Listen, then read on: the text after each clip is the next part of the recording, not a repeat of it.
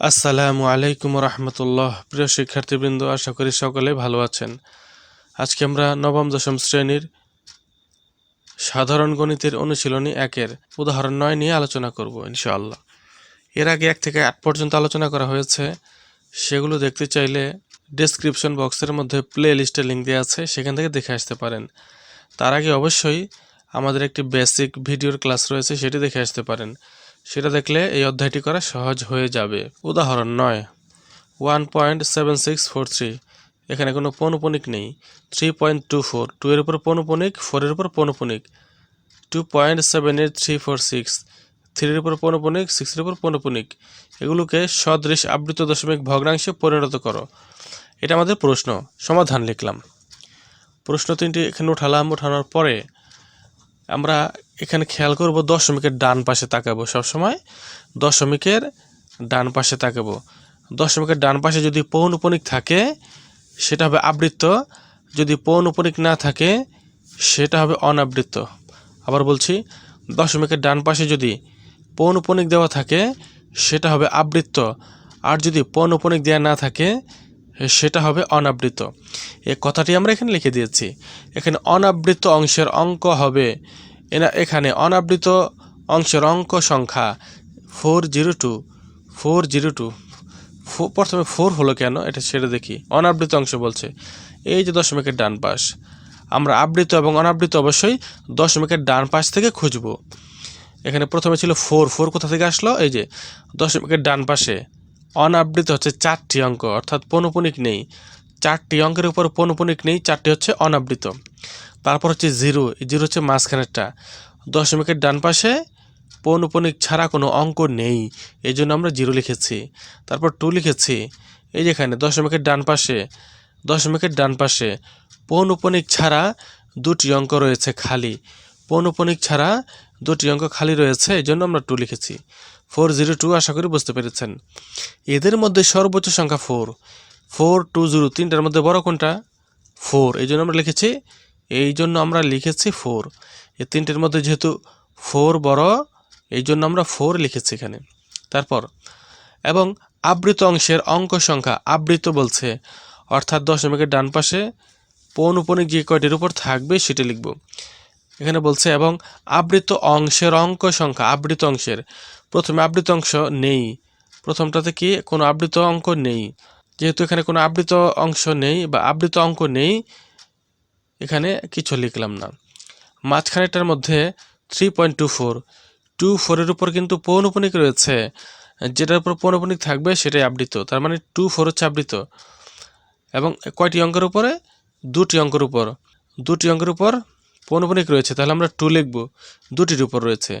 আর এখানে 346, 3টি অঙ্কের উপর পৌনঃপুনিক রয়েছে, 3টি অঙ্কের উপর পৌনঃপুনিক রয়েছে, তাহলে আমরা লিখতে পারি 3।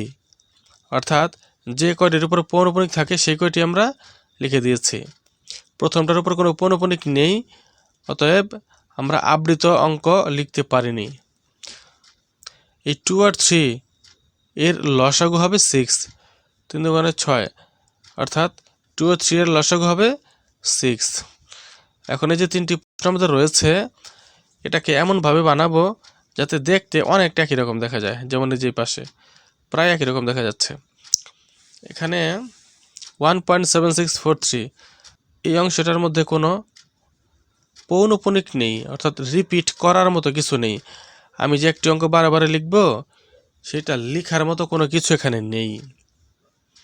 তাহলে আমরা কি করতে পারি? আমরা এই অঙ্কটি পুরোটা এখানে লিখব। 1.7643 লেখার পর এখানে তো কিছু দিতে পারতেছি না, তবে শেষে আরও 6টি শূন্য দিব। শূন্য দিয়ে শেষের শূন্য আর প্রথম শূন্যের উপর পৌনঃপুনিক দিব। এর দ্বারা বোঝায় যে অসীম সংখ্যক শূন্য এখানে আছে, অর্থাৎ অসীম সংখ্যক শূন্য এখানে লেখা যায়, এতে মানের কোনো পরিবর্তন হবে না। আর তাহলে আমরা এই 6টি অঙ্কের উপর পৌনঃপুনিক কেন দিলাম? শেষেরটার উপর দিলাম, আবার এইটার উপর দিলাম। মোট 6টি অঙ্কের উপর পৌনঃপুনিক বোঝাচ্ছে। এখানে আমাদের লসাগু হবে 6 বা লসাগু হচ্ছে 6, এই জন্য আমরা 6টির উপর পৌনঃপুনিক দিয়েছি। আর যেহেতু সর্বোচ্চ সংখ্যা 4, তার মানে 4টির উপরে পৌনঃপুনিক দেওয়া যাবে না। সর্বোচ্চ যেটা থাকে সেটার উপর পৌনঃপুনিক দেওয়া যায় না, লসাগু যেটা থাকে সেটার উপর পৌনঃপুনিক দিতে হয়।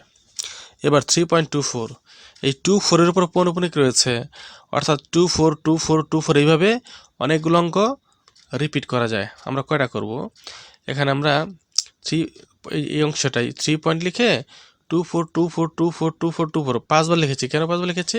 আমাদের দশমিকের ডান পাশে 4টি অঙ্ক খালি রাখতে হবে। কেন খালি রাখতে হবে? সর্বোচ্চ সংখ্যা 4, এই জন্য দশমিকের ডান পাশে 4টি অঙ্ক খালি রাখতে হবে। আর 6টার উপর পৌনঃপুনিক দিতে হবে। কেন পৌনঃপুনিক দিব? এই যেখানে লসাগু হবে 6, এদের লসাগু হবে 6, লসাগু যত ততগুলোর উপর পৌনঃপুনিক, এই জন্য আমরা শেষেরটার উপরে আর এখানে 2 এর উপরে পৌনঃপুনিক দিলাম। এতে কি হয়? 6টা অঙ্কের উপর পৌনঃপুনিক বোঝা গেল। তারপর 3 নম্বরটা, 2.78346, এখানে পৌনঃপুনিক রয়েছে 3 আর 6 এর উপর, পৌনঃপুনিক রয়েছে 3 আর 6 এর উপর, তার মানে 3, 4, 6 এই তিনটা আমরা বারবার রিপিট করতে পারবো। তাহলে আমরা লিখলাম 2.78, লেখার পর 3, 4, 6, 3, 4, 6, 3, 4 লিখছি, 6 লিখিনি। শেষে 6 লিখলাম না কেন সেটা আমরা দেখি। আমরা লসাগু পেয়েছিলাম 6, সর্বোচ্চ সংখ্যা পেয়েছিলাম 4, 6 আর 4 এই দুটা মিলিয়ে হয় 10, মানে 10 হয়। এই জন্য আমরা দশমিকের ডান পাশে 10টি অঙ্ক রাখবো, 4টি অঙ্ক খালি থাকবে, সর্বোচ্চ সংখ্যা যত ওই কয়টি অঙ্ক খালি থাকবে, আর লসাগু যত অতগুলোর উপর পৌনঃপুনিক বসবে। এই 6-এর উপর পৌনঃপুনিক বসছে, 4-এর উপর পৌনঃপুনিক বসছে, বাকি 4টার উপর বসে নাই কেন? 4টা হচ্ছে সর্বোচ্চ সংখ্যা, লসাগু হচ্ছে 6, এই জন্য এই কাজটা হয়েছে। তাহলে সমানের ডান পাশে যেগুলো রয়েছে সেগুলো আমাদের অ্যান্সার। এটা এটা এটা 3টা হচ্ছে আমাদের অ্যান্সার, এটা আমাদের অ্যান্সার। বন্ধুরা, এই অনুশীলনীর পরবর্তী অঙ্কগুলো সবার আগে পাওয়ার জন্য চ্যানেলটি সাবস্ক্রাইব করে বেল আইকনটিতে অন করে দিন।